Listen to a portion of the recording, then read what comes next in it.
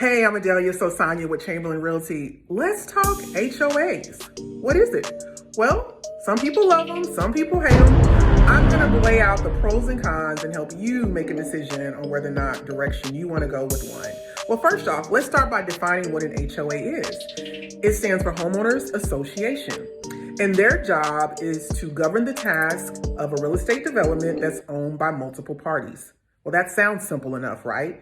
Typically, they're most commonly found in apartment homes, condominiums, townhomes, and surprisingly, well, maybe not so surprisingly, single-family homes, meaning you purchase a home in a planned development, typically where a builder has come in and decided we're going to put parks here, we're going to put a swimming pool there, where there's shared amenities by the owners of that development.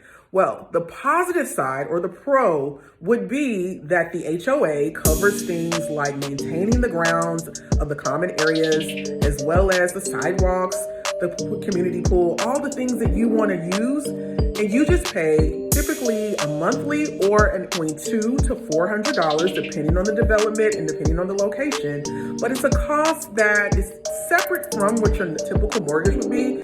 And it's a great thing if you plan on using all of those wonderful amenities and features in that development. Of course, walking your dog with sidewalks that are nicely paved is always a perk for people. Now, cons of an HOA. The fees, of course, is probably the number one thing that people don't like about an HOA.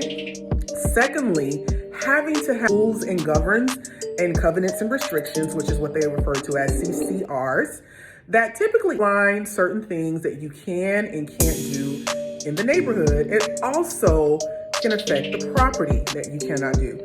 Make sure if you are considering, if you happen to see a home in an area with an HOA, you can request a copy of the covenants and conditions and restrictions and the bylaws to have a full understanding of what that property is going to be able to do for you and the freedoms and rights that you'll have as a homeowner.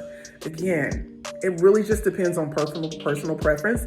They're not necessarily a good or bad thing. It just identifies what's important to you as the owner of a property in an area. All right, for more information like this, make sure you stick around, subscribe, like, share.